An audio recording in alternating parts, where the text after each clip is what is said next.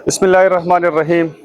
Khyber तर्जुमान television के मौजूद नाज़रीन अस्सलाम वालेकुम। मैं हूं संगर खान और उम्मीद करता हूं कि आप लोग खैरियत से होंगे। नाज़रीन इकराम, इस वक्त मैं board of intermediate and secondary education Peshawar में खड़ा हूं। यहाँ पे प्रैक्टिकल एग्ज़ाम्स के हवाले से बोर्ड रिफॉर्म्स कर रहा है। इन रिफॉर्म्स के बारे में हम बात करेंगे और इस वक्त मेरे साथ मौजूद हैं DI खान बोर्ड के कंट्रोलर डॉक्टर कैसर अनवर साहब। सर, आपके वक्त का बहुत बहुत शुक्रिया। सर, ये जो आप जो 3 रोज़ा वर्कशॉप कर रहे हैं, तो इसके पीछे बुनियादी वजह क्या है? इसमें आप क्या करने जा रहे हैं, क्या डिस्कस कर रहे हैं इसके अंदर? ये 3 दिन की वर्कशॉप जो है पेशावर बोर्ड ने जो है ऑर्गेनाइज की है, और इस वर्कशॉप का जो बुनियादी गर्ज़ ग़ायत हैं वो ये हैं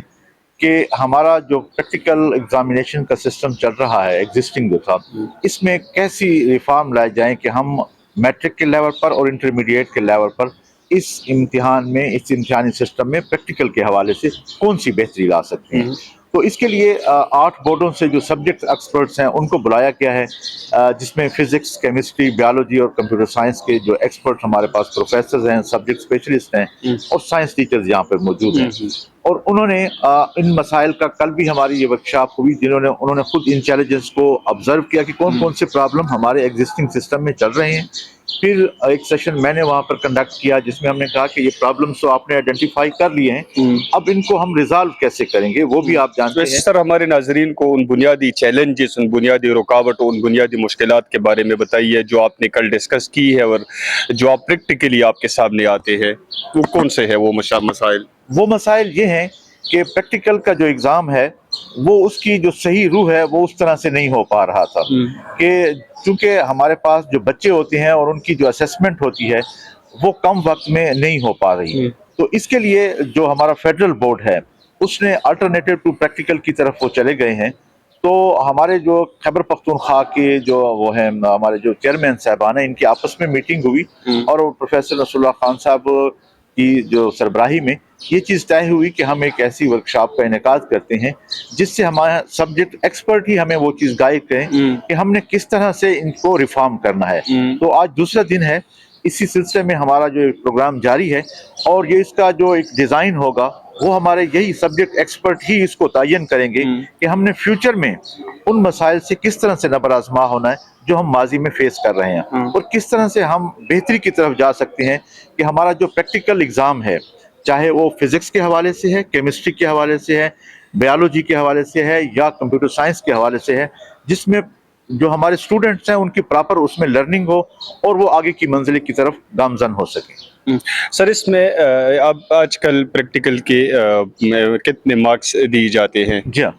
प्रैक्टिकल के जो हमारे मैट्रिक लेवल पर जो मार्क्स हैं वो फिजिक्स, केमिस्ट्री और बायोलॉजी के 10 मार्क्स होते हैं, जबकि जो हमारा कंप्यूटर साइंस है उसमें जो है 20 मार्क्स होते हैं। जबकि हमारे जो इंटरमीडिएट पर केमिस्ट्री और फिजिक्स और इसके जो फिजिक्स के हैं और बायोलॉजी के हैं वो हमारे 15 मार्क्स हैं। सर, इसमें एक बात ऐड करना चाहता हूँ। मैंने बाज़ औक़ात ये ऐसा भी देखा है कि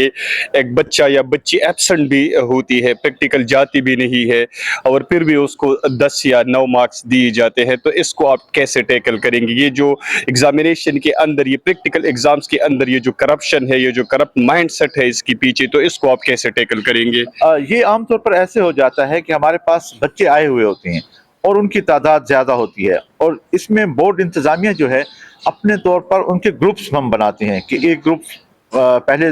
सुबह का होगा, मॉर्निंग का होगा और एक इवनिंग का होगा, और आम तौर पर उन ग्रुप्स को या उन टाइमिंग को फॉलो नहीं किया जाता, जिससे कुछ बच्चे रह जाते हैं। मसलन एक बच्चा जो है वो पिछले टाइम आया है, वो इवनिंग सेशन में आया है, वो 2 बजे उसका शुरू हो रहा था, तो वो जो है उसी टाइम पे आया, लेकिन पता चला कि हमारे जो प्रैक्टिकल एग्जामिनर है वो उन्होंने ले लिया और वो चले गए, उन्होंने दोनों ग्रुप्स का ले लिया। फिर वो खुद जो टीचर्स हैं उस बात को एडमिट करते हैं कि ये बच्चे हमारे पास आए थे, या बाज़ दफ़ा उनसे उनकी अटेंडेंस रह जाती है तो फिर वो खुद उसकी क्लैरिफाई करते हैं। सर, वैसे आप कंट्रोलर भी है, आपका एक वसी तजुर्बा है कि एक रिस्पॉन्सिबल ओहदे पे आप बैठे हुए हैं, कुर्सी पे, तो आप कैसे समझते हैं कि जो प्राइवेट स्कूल्स हैं या कॉलेजेस हैं,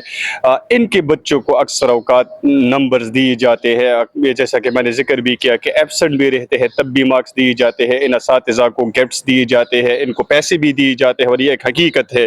I can mention number of incidents and events. तो इसको आप कैसे टैकल करेंगे, क्योंकि ये मसला है हमारे एग्जामिनेशन के अंदर?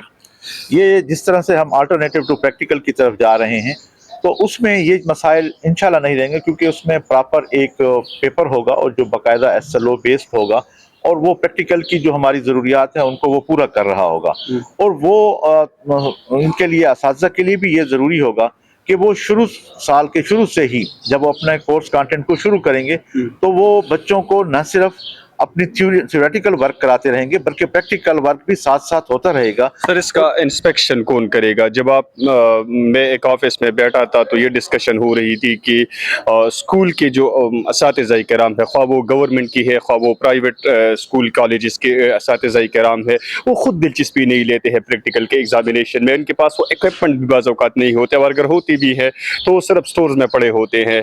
تو ان کا انسپیکشن کون کرے گا؟ اور اگر کوئی اس میں انوالو پایا جاتا ہے تو پھر اس کے خلاف کارروائی کون کرے گا؟ سر اس میں جو بنیادی ذمہ داری ہوتی ہے وہ کسی بھی اسکول کے، چاہے وہ گورنمنٹ کے اسکول ہیں یا پرائیویٹ سیکٹرز کے ہیں، ان کے پرنسپل پر ہوتی ہے، اور وہ یہ چاہتے ہیں کہ ہمارے بچے جو ہیں وہ بہتر تعلیم حاصل کر سکیں۔ تو یقیناً جب اس کا ایک پیپر کنڈکٹ ہوگا یا جب بچوں کی اسیسمنٹ ہوگی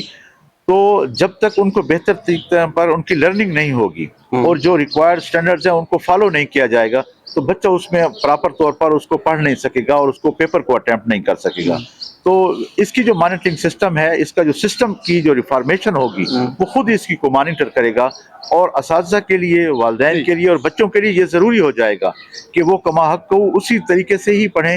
جو ہماری ریفارمز آئیں گی انشاءاللہ۔ آپ اتنے محنت کر رہے ہیں، یہاں پہ آپ کی فائنینشیل بھی اسپینڈنگ ہو رہی ہے، اس پہ آپ اپنا ٹائم، قیمتی ٹائم بھی آپ دے رہے ہیں، دور دراز علاقوں سے یہاں پہ پشاور آئے ہوئے ہیں، یہاں پہ گھروں سے باہر اپنے راتیں اور دن گزار رہے ہیں، تو اگر ادھر آپ محنت کرتے ہیں اور ادھر پھر کالجز میں، اسکولز میں پریکٹیکلی اس کا امپلیمنٹیشن نہیں ہو رہا ہو، تو پھر بورڈ کے پاس یہ اختیار ہے تو وہ ایسے پرنسپل کی خلاف کارروائی انیشیٹ کرے، اور اگر اختیار ہے تو وہ کس نوعیت کی کارروائی ہو سکتی ہے؟ سر دیکھیں، اس میں دور دراز سے لوگوں کو بلانے کا بنیادی جو مقصد یہی تھا کہ ہمارے جو اسٹیک ہولڈرز ہیں، چاہے وہ پرائیویٹ سیکٹر سے ہیں یا گورنمنٹ سیکٹر سے ہیں، وہ ہمارے اساتذہ کرام ہیں، ہمارے پروفیسر صاحبان ہیں، تو ان کی موجودگی وہ ان مسائل کا ادراک بھی رکھتے ہیں، اس کا حل بھی سمجھتے ہیں، اور وہ ظاہر ہے نئے جو چیلنجز ہیں ان کو بھی سمجھتے ہیں، اور اس میں جو امپرومنٹ لائی جا سکتی ہے وہ کیسے لائیں گی، یہ خود ہی اس کو جب ڈیزائن کریں گے تو انشاءاللہ یہ ہمیں پورا یقین ہے کہ اس کو امپلیمنٹ بھی یہ کریں گے۔ ٹھیک ہے سر، بہت شکریہ، آپ نے وقت دیا، اللہ کرے کہ آپ کا آپ جو یہ محنت کر رہے ہیں ادھر یہ عملی طور پہ امپلیمنٹ ہو اور اس کا اثر بچوں تک اس پہ ہو جائے انشاءاللہ سر، آپ اس میں پر امید رہیں، جس طرح سے فراز نے کہا ہے نا کہ شکوہ ظلمت شب سے تو کہیں بہتر تھا اپنے حصے کی کوئی شمع جلائے جاتے، تو ہم نے اپنے حصے کی ایک شمع جلانی ہے، کوشش کرنی ہے، پر امید رہنا ہے، اور انشاءاللہ اس میں امپرومنٹ آئے گی۔ ٹھیک ہے سر، بہت شکریہ، بہت شکریہ۔